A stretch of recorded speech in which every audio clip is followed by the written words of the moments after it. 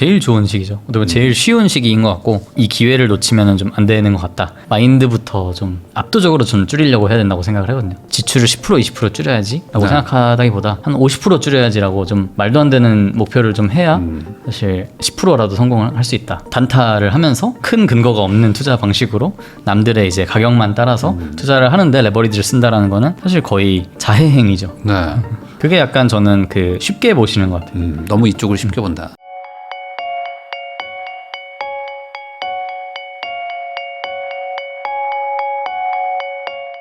한정수 작가님하고 이야기 나누고 있는데요. 방금 말씀하셨던 것처럼 뭔가 그 투자관이 사실 중요한 것 같아요. 투자관. 그리고 그 투자관 위에 명확한 어떤 이론을 더해서 거기에 이제 뭐 결단력도 좀 어느 정도 필요한 것 같은데 지금이 돈 벌기 좋은 시기인 것 같다는 생각들이 좀 들거든요. 이렇게 돈도 풀리고 뭔가 이 투자할 수 있는 환경도 좀 쉬워지고 그러면 투자관만 잘 가지면 예전에는 이런 투자 접근성 자체가 어려워서 못했던 분들도 이제 많이 할 수 있잖아요.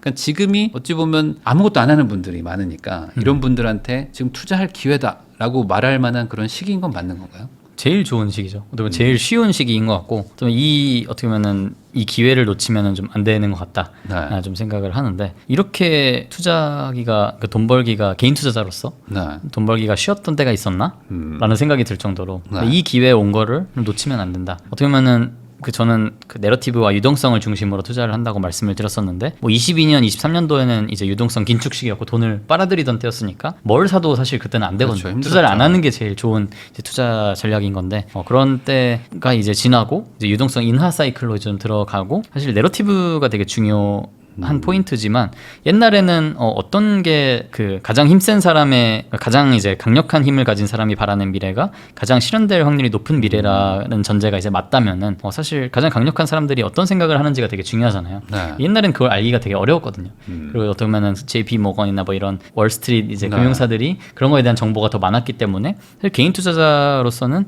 사실 그런 애들이랑 뭐 블랙락, 블랙스톤이랑 싸우기가 되게 좀 어려웠는데 사실 요즘은 트럼프가 다 SNS를 통해서 그런 걸 말해주고 있고 네. 어쩌면은 그런 월스트리트 애들도 트럼프 SNS를 보고 그 뉴스를 아는 간세 했대, 간세 안 했대. 네. 그거를 이제 따로 정보를 받는 게 아니라 트럼프 SNS를 보고 봐야 되다 보니까 같은 출발선상에 좀 놓인 느낌이거든요. 어느 때보다도. 네. 그런 정보의 좀 비대칭이나 이런 게 좀 해소가 많이 되어 있고 사실 뭐 2008년 같이 이제 서브프라임 모기지 사태 때는 뭐 굉장히 투자하기 좋은 기회였지만 사실 유튜브가 거의 없을 때이기 때문에 투자 유튜브라는 것도 없었고 맞아요.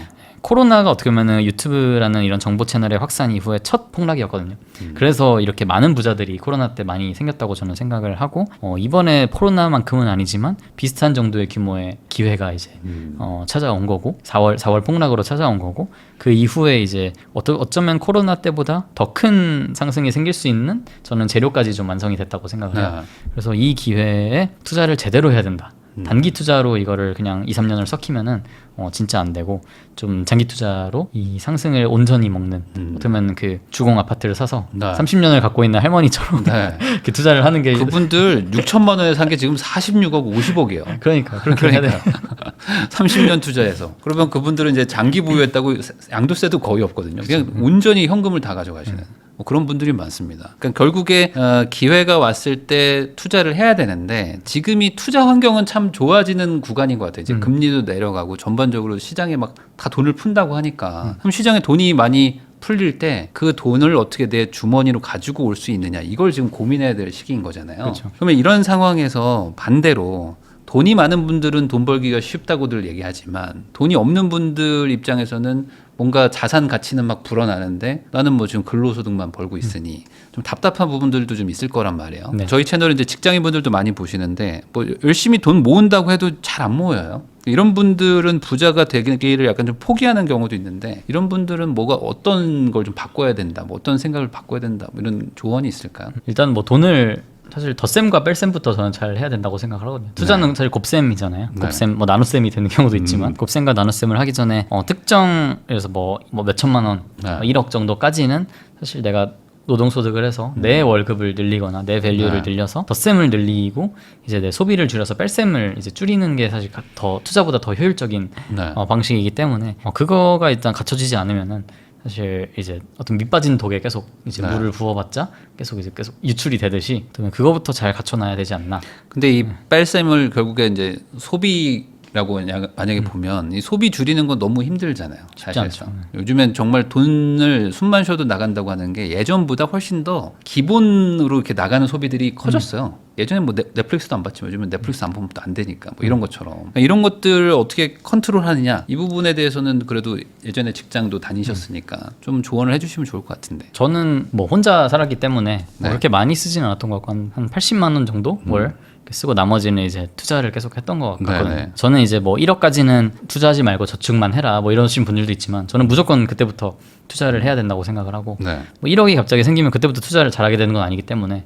돈 없을 때부터 시행착오를 겪어야 이제 잘 하게 되니까 그때부터 연습은 계속 이제 하되 일단 소비부터 좀 줄이고 저는 배달 시켜 먹는 것도 굉장히 좀 사치라고 생각을 하거든요. 엄청 네. 비싸잖아요. 최소 주문 금액도 있고 저는 아직도 이제 배달을 안 시켜 먹고 네. 다 직접 해 먹는데 오히려 그런 식으로 계속 사실 배달은 되게 고품격 서비스죠. 그죠, 고품격 서비스. 고가의 서비스죠. 나는 가만히 있는데 누굴 시킨 거잖아요. 결국에 음식도 시키고 가지고 오는 것도 시키는 건데 쌀 리가 없잖아요. 그러니까 음식점에서 나한테까지 이제 고의 이제 그러니까. 포장해서 갖다 주는 거기 때문에 룸 서비스예요. 어찌 보면 그러니까. 호텔 룸 서비스를 내가 매일 시켜 먹는 거죠. 그러니까 나는 돈 많이 아끼는 것 같은데라고 하면서 배달을 시켜 먹는다. 그건 저는 충분히 아끼지 않고 있다고 생각을 하고 마인드부터 좀 압도적으로 좀 줄이려고 해야 된다고 생각을 하거든요. 그러니까 네. 여기서 나는 한 지출을 10% 20% 줄여야지라고 네. 생각하다기보다 한 50% 줄여야지라고 좀 말도 안 되는 목표를 좀 해야 사실 10%라도 성공을 할 수 있다라고 생각을 해서 그런 식으로 좀 줄이는 게 먼저인 것 같고 그래도 많이 안 보인다. 그래서 뭐 육아를 하고 있어서 이거는 애한테 드는 거는 난 빼기가 어렵다. 뭐 이런 경우도 있을 것 같은데 그런 경우에는 사실 저는 덧셈을 늘리는 것밖에 방법이 없는 것 같고 그 밸류를 늘리는 건 요즘까지 뭐 하나의 직업만 하진 않잖아요. 요즘 다 엔잡을 네. 하고 돈을 AI로 이제 벌 수 있는 그런 일들이 되게 많다 보니까 그런 거를 좀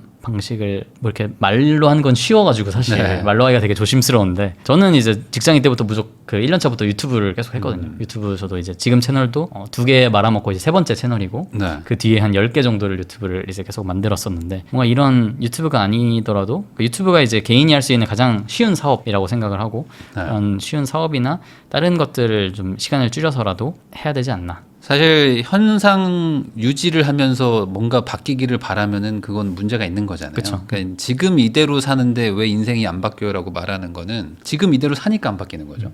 그러니까 뭔가를 해내야 된다. 그게 뭐 소득을 높이든 소비를 줄이든 무언가를 해서 곱하기로 불리는 것밖에는 맞아요. 없다.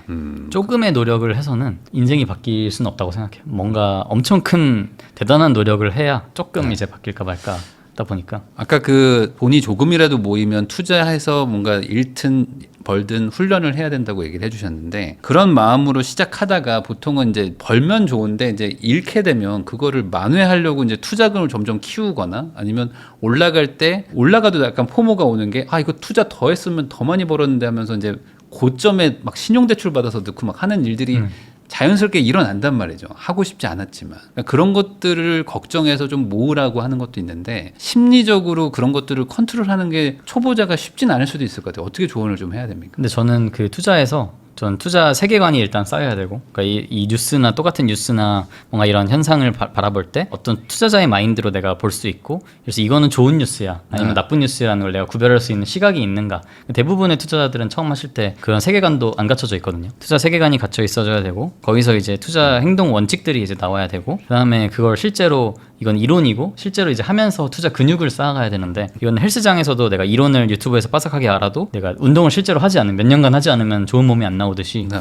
저는 어느 정도 시간이 무조건 필요하다고 생각을 하고 저는 빨리 그래도 돈이 없어도 투자를 하라고 말씀드리는 이유가 나중에 돈이 생긴 이후에 사실 하면은 돈을 수업료를 더 많이 내면서 네. 사실 그런 시행착오를 결국엔 겪어야 되거든요. 돈이 많아진다고 그런 시행착오를 안 겪는 건 아니기 때문에 오히려 돈이 없을 때 그런 걸 시행착오를 많이 겪어서 근육을 싸게 많이 쌓아야 된다. 많이 좀 길러야 된다라고 생각을 하고 그래서 결국 저는 좀 정직한 시행착오 투자를 직접 해보고 네. 복귀하는 수밖에 없는 것 같아요. 그래서 게임 같은 것도 뭐 우리나라 분들은 뭐 롤 같은 게임 많이 하시는데 롤을 한 10판을 계속 하면서 나는 왜 실력이 안 늘지라고 하는 분들이 계시거든요. 근데 똑같은 게임을 10번 한다고 실력이 늘진 않고 한 판이 끝나면은 그걸 다시 리플레이를 보면서 복귀를 하고 네. 상대 쪽은 왜 이렇게 했고 나는 왜 이때 왜 여기서 이렇게 했을까라는 거를 하고 다음 판을 넘어가지 사실 네. 실력이 느는 거지 똑같은 거를 똑같이 투자를 10년 동안 해온다고 저는 투자 경력이 10년이 된다고 생각하진 않아요. 뭔가 완벽한 연습만이 완벽을 만든다고 하잖아요. 네. 네, 그런 것처럼 10년 동안 하루 매일매일 똑같은 하루를 살면은 그 사람은 그냥 하루를 산 거라고 저는 생각을 하고 네. 매일매일 좀 다르게 좀 발전하면서 살아야 온전히 10년을 살 수 있다라고 생각을 하기 때문에 그 작가님이 하는 그 투자 일기를 써보는 것도 전 좋은 것 같아요. 엄청 좋은 것 같아요. 대부분 그 일기라는 거를 쓰면은 내가 어제랑 똑같이 살았구나라는 걸 깨닫거든요. 대부분 그 다르게 살기가 쉽지가 않아요. 뭘 쓰려 그러면 한 게 없네. 쓸 게 없네. 쓸 게 없네. 그러면 내가 뭔가 지금 잘못 살고 있구나라는 거를 깨닫는 계기도 되는 것 같아서 투자 일기도 좋고. 그래도 이 영상 보시는 분들 중에 네. 이 말을 듣고 투자 일기를 실제로 써보시는 분들은 10% 이하일 겁니다. 3% 이하 봅니다. 3% 이하. 대부분 써야지라고 생각하고 이제 두 번 쓰고 이제 못 하시는 경우가 많고 이거는 좀 조심해야 되지 않을까. 그러니까 뭐 500이든 1000만 원이든 모아서 투자를 시작하더라도 대출은 쓰면 안 되는 것 같아요. 어떻게 보십니까? 대출은 신용 막 레버리지 막 쓰는 거 있잖아요. 어떻게 보면 시간을 사는 효과도 있고 어떻게 보면 내가 엄청난 확신이 있다라고 할 때 좀 이렇게 좀 배수를 늘려주는 효과도 있고 그다음에 화폐에 대한 역배팅 네.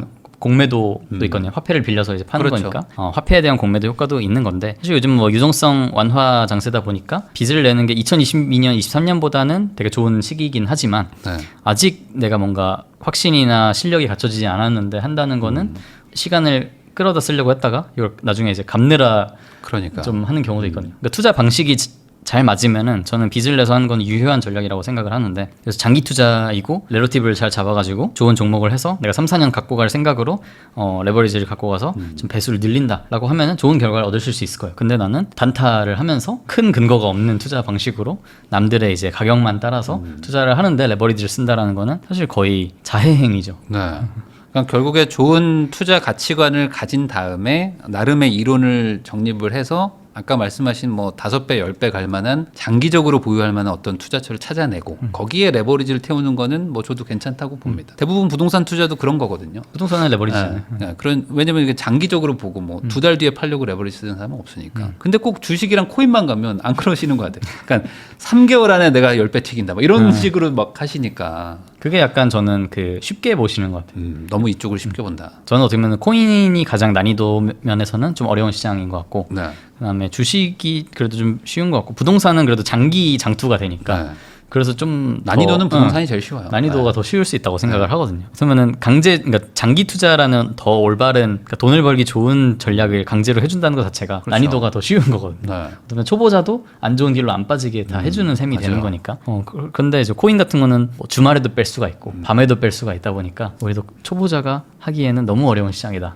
나를 이기기가 너무 어렵다.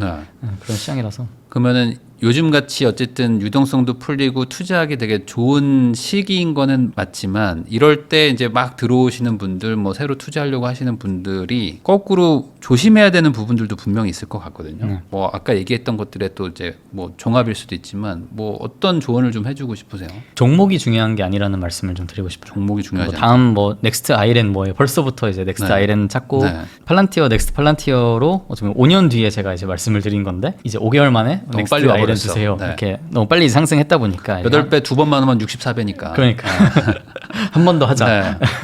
잘하고 있어 한 번 더 네. 하자 이런 건데 저는 사실 비트코인 같이 이번 세대의 가장 좋은 자산이었잖아요. 네. 가장 좋은 투자 자산이었는데 그렇죠. 사실 그것만 보면은 비트코인에 투자해서 돈을 잃었다는 게 말이 안 되거든요. 비트코인에 투자했는데 어떻게 돈을 잃을 수가 있지? 그렇죠. 이렇게 몇십만 배, 몇백만 배가 올라왔는데 근데 돈을 잃은 사람이 거의 절반 이상이잖아요. 네. 네, 그런 거를 보면은 종목이 중요한 게 아니다. 투자 방식이 문제일 수도 있다. 네. 그러면 나는 이렇게 내 배를 잘못했나? 이렇게 해서 배를 계속 갈아타고 그러지만 선장이 잘못된 경우가 더 많다. 그래서 이제 투자 방식을 잡아나가는 걸 더 먼저 하고 그 다음에 어디에 투자할지는 사실 따라온다고 생각해요. 그럼 어찌 보면은 버블과 투기 심리에 베팅을 하지만 내 투자 방식은 아주 그 전통적인 장기 투자. 이게 어찌 보면 두 개의 하이브리드를 잘 섞으면 어떤 투자 위험도도 좀 낮추면서 좀 큰 수익을 낼 수 있다. 뭐 이렇게 정리할 수도 있을까요? 그렇죠. 전통적인 장기 투자라기보다는 이제 그 원래 장기 투자에서 보던 뭔가 그런 가치나 밸류 실적보다는 좀 뭔가 내러티브나 유동성 중심으로 좀 네. 새로운 지표를 보는 형태의 좀 장기 투자를 좀 추천드리고 싶습니다. 그 보면은 한국인들의 어떤 성향일 수도 있는데 어떤 정답을 찾고 누가 좋다고 하면 막 쏠림 현상들이 생기잖아요. 그게 지금 미국 장에서도 한국 국장처럼 투자한다 뭐 이런 얘기가 나오는 것 같기도 한데 그런 투자 방식 이것도 별로 좋은 건 아니겠죠? 어떻게 보십니까? 그거를 미리 알 수 있으면 좋은 투자죠. 그래서 여기에 몰릴 것 같다. 한국인들 여기 네. 온다, 100% 네. 온다. 이거 한국인들이 너무 좋아할 맛이다. 이거 거의 삼겹살, 불닭볶음면이야? 불닭이다라고 하면은 미리 들어가 있어야지. 그것도 어찌 보면 투자 기회죠. 그래서 어떻게 보면 그런 내러티브를 읽을 수 있는 눈인 거잖아요. 사람들의 심리를 거시 심리학을 좀 잘 하는 거다 보니까 네. 어떻게 보면 전 부동산도 그런 맞아요. 것 같거든요. 네. 그 애 키우는 어머니들이 좋아하실 맞아. 것 같은데 라고 하면 그게 맞잖아요. 맞아요. 그걸 시장을 결국 읽는 게 실력이다 보니까 그러니까 너무 밈으로 가는 것도 그러니까 그런 밈 너무 밈이면은 그러니까 사실 저는 시장이 낙관적이면은 먼 미래를 보지만 시간이 비관적이 되면은 점점 이제 가까운 짧죠. 미래를 보게 되는 시야가 좁아지고 실적 숫자를 보게 되는데 좀 AI는 그래도 실적이 받쳐주기 때문에 좀 비관적인 분위기가 와도 그래도 오케이 한 번 더 가자라고 해서 갈 수가 있는데 밈은 뭐 이런 실적이 없는 것들은 좀 이렇게 비관적인 분위기가 왔을 때 완전히 확 떨어져 나가버리는 그러니까 뒷심이 없는 경우가 많기 때문에 그런 게 잘 있는지 그러니까 이런 비관적인 분위기가 와도 뭐 잘 버틸 수 있는지만 보면서 상하방을 좀 손익비를 잘 계산을 해보시는 게 좀 좋은 것 같습니다. 그러면 저 이제 궁금해서 여쭤보는 건데 한국인들이 제일 많이 투자한다는 테슬라는 뭐 어떻게 보죠? 아까 말한 어떤 그 다음번 넥스트 스텝을 좀 보여주고 있다고 보십니까? 테슬라라는 게 굉장히 이제 가장 먼 미래를 파는 기업이잖아요. 네. 화성에 보내고 막 뭐 로봇들이 다 하고 하는 기업이지만 테슬라도 결국에 이제 내러티브를 해칠 만하지 않은 실적이 받쳐줘야 되는 거기 때문에 근데 요즘은 실적이 좀 시원찮아가지고 사실 좀 안 맞는 것 같긴 한데 좀 그래도 실적이 어느 정도 좀 올라와 주고 그 다음에 이제 내러티브까지 타면은 그때 다시 뭐 테슬라가 빛을 볼 수도 있지 않나라고. 왜냐면 또 요즘 네, 주가가 또 싶긴 많이 합니다. 올라왔어요. 네, 요즘에. 요즘 또 이제 다시 화해를 하고 네. 이제 원래 그때 아마 저번에 나왔을 때 일론이랑 맞아요. 트럼프랑 싸웠나? 싸우고 막 그랬어요. 근데 저는 중간 선거 때 전에는 무조건 트럼프도 이제 그 트위터에 도움이 필요하고 중간 선거를 이기려면은 트위터 도움이 필요하고 일론 머스크도 진짜 보조금이나 이런 거 때문에 이제 트럼프의 도움이 필요하기 때문에 화해를 할 것 같았는데 이번에 어느 정도. 기념행사에서 좀 악수도 하고 이제 한 거 보면은 아직 어떤 그게 훼손되진 않았다. 네. 그리고 어찌 보면 가장 AI 뭐 이런 거에 또 최적화된 기업과 CEO일 수도 있으니까 맞아요. 소위 말하는 그 욕심과 투기 심리에 가장 최적화된 곳들 아닌가. 맞아요. 뭐 그래서 이렇게들 많이 투자하고 계신 것 같은데 테슬라도 투자하시는 분들은 원래 돈을 다 벌어야 되는 구간인데도 그렇게 돈을 많이 잃으셨어요. 결국에 이제 종목이 중요한 게 아니다. 사고 팔고 하셔서 투자 방식이 훨씬 더 중요하다. 그쵸. 그런 내용을 좀 얘기해 주신 것 같아요. 그럼 마지막으로 이제 막 경제적 자유를 꿈꾸면서 이제 초기 자본이 뭐 적지만 좀 차곡차곡 모아가지고 이제 좀 투자를 해보려고 한다 하시는 분들한테 어떤 마지막 조언을 해주시면 좋을 것 같습니다. 저는 사실 투자나 돈이라는 거는 한번 인생을 걸어볼 만한 좋은 분야라고 생각을 하거든요. 그러니까 인생을 저는 이제 게임처럼 살고 투자도 되게 게임처럼 하지만 뭔가 뭐 감정에 뭔가 휩쓸리지 않고 진짜 게임 한 내 돈 아닌 것처럼 그냥 제대로 전략을 짜서 이제 한번 돈에 미쳐가지고 한번 해보는 기간을 저도 이제 신입사원 때부터 이제 좀 겪었었고 그런 경험을 한번 좀 젊은 분들 보고 계신 분들이 계시다면은 뭐 주변에 그런 사람들을 모아가지고 좀 계속 여자친구보다 뭐 남자친구보다 더 많이 소통을 하면서 뭐 그런 회의도 해보고 긴급 회의도 해보고 스터디도 하면서 한번 투자에 미쳐보시면 어떨까? 돈은 좋은 거죠. 돈은 좋은 거죠. 거고 돈을 벌면 뭐 나쁠 건 없는 거니까 이런 거에 대해서 너무 또 그 터부시하고 특히 막 대출 받고 뭐 이런 것들도 막 아예 막 극도로 싫어하는 분들도 있거든요. 그러면 또 돈 문제가 생기는 것 같기도 하고. 우리나라만큼 돈을 투자나 이런 걸 터부시하는 데도 없고 우리나라만큼 돈에 미쳐 있는 데도 없는 것 같아요. 맞아요. 그러니까 그냥 다들 돈 싫어하는 척하면서 다들 엄청 좋아하고 막 그러기도 한 참 아이러니한 부분도 있습니다. 그러니까 이런 것들 한번 잘 챙겨가지고 작가님 얘기 고려하셔가지고 이번 기회를 놓치지 않았으면 좋겠다는 생각이 드네요. 다시 한번 귀한 시간 내주셔서 시청해주신 거 감사하다는 말씀 전하면서 저도 작가님하고 인사 나누겠습니다. 오늘 나와주셔서 감사드립니다. 감사합니다.